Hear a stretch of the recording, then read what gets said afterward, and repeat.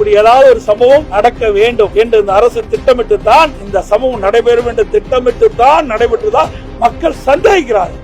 தமிழக வெற்றி கழகத்தின் தலைவர் பேசிக் கொண்டிருந்த பொழுது அந்த சமயத்தில் ஒரு செருப்பு வந்து விழுகிறது. உடனே ஒரு செருப்பு வந்து விழுகிறது. அதை பற்றி இந்த அரசு அவருடைய கருத்து எதுவுமே சொல்லல. வேலுச்சாமிபுரத்தில் அதிக அளவில் மக்கள் போக்குவரத்து மிகுந்த பகுதி என்பதால், குறுகிய சாலை என்பதால் கூட்டம் கூடும் போது 2 புறம் சாலை மறைக்கும் சூழல் ஏற்படும். இதனால நாங்க கொடுக்கணும்.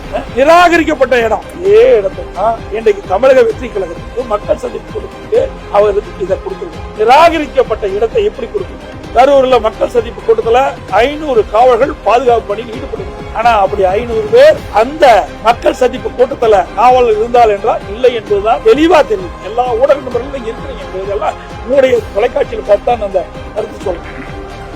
எவ்வளவு பேர் அந்த ஸ்பாட்ல இருந்தாங்க? எந்த மக்கள் சந்திப்பு கூட்டத்துல தமிழக வெற்றி கழக தலைவர் பேசுகின்ற பொழுது எவ்வளவு காவலர்கள் அந்த இடத்துல இருந்தாங்க? வெளியில எல்லாம் நிறுத்தலாம் கணக்கு போட்டு ஒரு அறிவிப்பை கொடுக்கிறாங்க. ஆனா பாதுகாப்புக்கு எவ்வளவு பேர் நிக்கவில்லை என்பது தெளிவா தெரியுது. அதோட